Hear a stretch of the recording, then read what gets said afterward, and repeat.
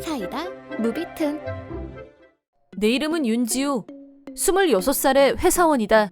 얼마 전 회사 동료로 알게 된 경미와 결혼식을 올렸다. 그런데 결혼식 후 열렸던 피로연에서 경악스러운 경험을 했다. 자, 신부한테 키스 들어갑니다. 그렇게 말한 사람은 회사 2년 선배인 왕진상이었다. 나뿐 아니라 경미도 같이 자주 술자리를 했던 친한 선배였다. 하지만 방금 따끈따끈한 결혼식을 올린 새 신부에게 할 말은 아니지 않나? 아무튼 진상 선배는 꽤 술에 취해 있었고 후배들 앞에서 웃기려고 한 소리려니 하고 그냥 넘어가려고 했다. 이런 걸 다큐로 받는 촌스러움을 피해야지 하고, 선배 취했어요. 결혼식 마친 지 몇 분이나 지났다고 남의 신부 입술을. 그러면 안 되지. 난 괜찮은데 왜? 나는 머리에 번개 맞은 기분으로 경미를 돌아봤다. 이 상황에서는 선배 왜 그래요? 라면서 피해야 정상 아닌가? 그런데 경미는 기다렸다는 듯이 왕진상 선배와 눈빛 교환을 했다.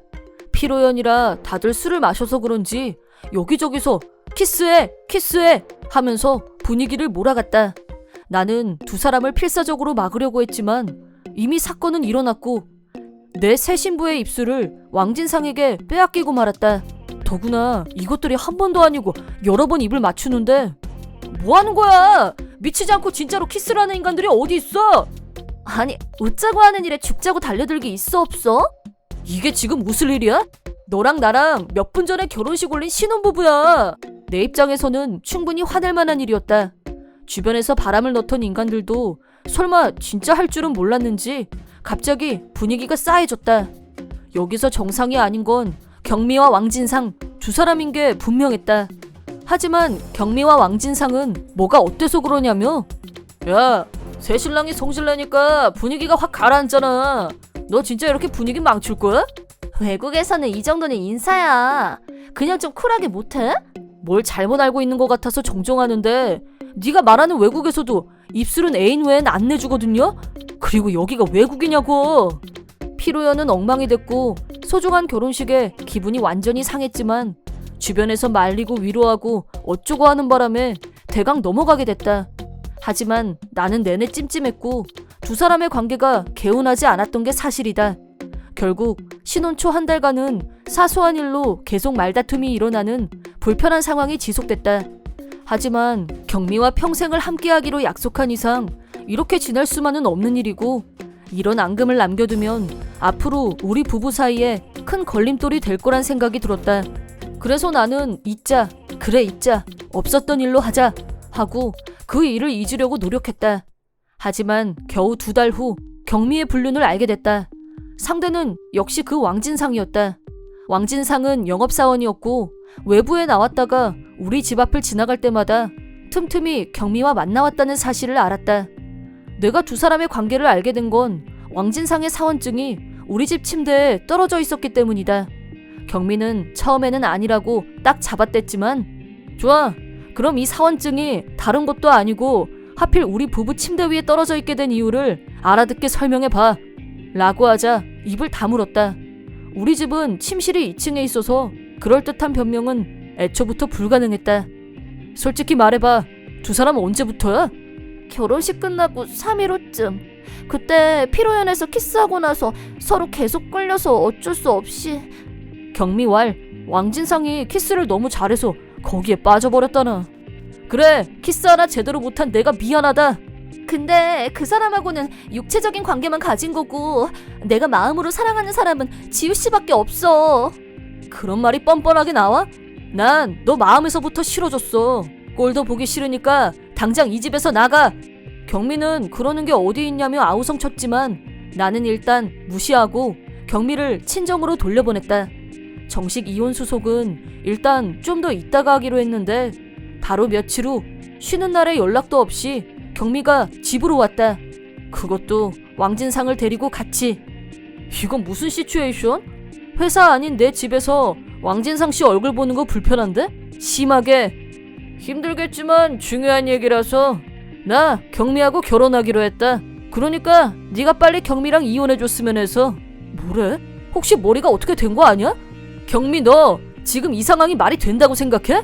나도 진상 선배랑 인생 새로 시작하고 싶어. 지우 씨한테는 미안하게 생각해. 세상이 드디어 미쳐가는구나. 며칠 전에 내가 마음으로 사랑하는 건 지우 씨뿐이야. 어쩌고 하지 않았었나?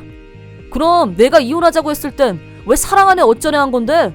그건 그때 지우 씨 눈빛이 꼭 날 죽일 것 같아서. 네가 화내는 심정은 100번 이해해.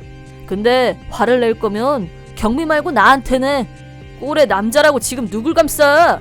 둘 다 똑같아. 파렴치한 것들. 그럼 어떡해. 내 마음이 시키는 일인데. 이젠 진상 선배밖에 안 보인단 말이야. 그래, 너도 남자답게 깨끗이 물러나주면 고맙겠다. 미안하다. 와, 진짜 대단하다. 인간이란 게 원래 이렇게 이기적인 거였어? 내가 미쳐 몰랐네. 제정신 아닌 것들을 쌍으로 보고 있자니 힘이 들어서 더 화낼 기운도 안 생겼다. 두 사람을 내보내고 집에서 혼자 불도 켜지 않고 시체처럼 누워만 있었다. 하지만 다시 2, 3일이 지나자 참을 수 없는 분노가 솟아올랐다. 그 두 것들한테 제대로 본때를 보여주자 하는 오기가 생겼다. 일단 회사 인사부를 찾아가 경미와 왕진상의 일을 폭로했다. 우리 회사는 고객 평가를 제일로 하는 회사였기 때문에 왕진상은 곧바로 지방에 있는 제조부서로 이동 발령을 받았다. 부서 이동을 명령받은 후 왕진상은 이런 말을 했다. 너지? 네가 인사부에 찔렀지? 나랑 경미가 행복한 게 그렇게 배가 아파? 방해하고 싶어 미치겠냐? 두 사람이 앞으로 뭘 하던 나 이제 아무 관심 없어. 다만 대가는 치러야지. 남의 인생 망쳐놓고 자기들은 멀쩡하게 살겠다는 게 말이 안 되잖아. 그래, 네가 아무리 방해해도 우리 사랑 아무 이상 없어. 네가 칠칠치 못해서 마누라 뺏겨놓고 어디서 성질이야? 어쨌든 그렇게 해서 두 사람과 부딪힐 일은 이제 없게 됐다. 나는 왕진상과 경미에게 각각 위자료를 청구했고 그렇게 해서 깨끗이 관계를 정리했다고 생각했다. 왕진상이 지방으로 자천된 지 1년쯤 지나서 불청객이 집으로 찾아왔다. 문을 열고 나가보니 초췌한 모습에 경미가 서 있었다. 왕진상 따라서 시골로 간 거 아니었어? 여긴 네가 무슨 볼일로 왔어? 지우 씨한테 사과하려고. 당신한테 정말 큰 잘못을 했어. 근데 앞으로 내가 잘할게. 우리 다시 시작해. 이제 와서 경미와 다시 시작할 마음은 눈꽃만큼도 없었지만 이렇게 된 거 이유나 들어보기로 했다. 왕진상은 지방으로 자천되고 출세할 가망이 전혀 보이지 않게 되자 자포자기 심정이 되어서 매일 술로 살았다고 한다. 술을 마시면 난폭해졌고 점점 경미한테 폭력을 휘두르기 시작했다고 한다. 내가 이렇게 된 게 알고 보면 다 네 탓이야. 라거나 너만 보면 술맛이 뚝 떨어진다고 알아들어? 라고 화를 내면서 말이다. 그러다 회사를 무단 결석하는 날이 늘었고 결국 해고 통지를 받았다는 것이다. 그런 얘기를 경미한테 듣고 있는데 또 누가 찾아왔다. 문을 여니 거기엔 초라하게 변한 왕진상이 서 있었다. 설마 했는데 너 진짜 여기 와 있었어? 당장 이리 못 와? 하지마! 왕진상이 경미 머리채를 자꾸 끌고 가려는 걸 그냥 뒀어도 나한테 뭘 할 사람이야 없겠지만 그래도 여자가 저렇게 당하게 두는 건 인간된 도리가 아닌 것 같아서 왕진상 모르게 119에 신고한 후 주소와 이름을 말하고 전화기를 그대로 켜놓았다. 왕진상 선배님 진정하세요. 옆집에서 쫓아와요. 시끄러워. 내가 지금 진정하게 됐어? 뭐 그렇게 대화하면서 약간의 시간을 벌었다. 경찰에서도 지금 경미 비명 소리를 들었을 테고 이 정도면 상황은 충분히 전달됐을 거라고 생각했다. 역시 한 5분쯤 지나자 사이렌 소리와 함께 경찰이 우리 집으로 왔고 건장해 보이는 경찰관 2명이 왕진상을 체포했다. 너 이 자식! 또 나한테 엿먹이겠다는 거냐? 자기 무덤을 판 게 누군데 그래. 남 탓하는 버릇은 고치는 게 좋아. 또 감방에 들어가면 알코올 중독도 자연 치유되고 좋잖아. 왕진상은 계속 나한테 뭐라고 소리를 질렀지만 경찰차를 타고 금세 가버린 바람에 제대로 들리지 않았다. 이미 다 지나간 일, 지나간 사람들에게 무슨 일이 일어나던 이미 아무 관심 없어진 지 오래였다. 하지만 고마워 지우씨. 그럼 이제 우리 아무한테도 방해 안 받고 다시 시작할 수 있는 거지? 착각하지 마. 난 그냥 범죄자를 경찰에 신고한 것뿐이야. 내가 너랑 3개월 결혼 생활하면서 너한테 3번 배신당했거든? 근데 이제 너한테 아무 감정도 안 느껴져. 경미를 내보내고 현관문을 잠가버렸다. 들리는 말에 의하면 경미는 신경쇠약증에 걸려 현재 정신병원에 입원 중이라고 한다.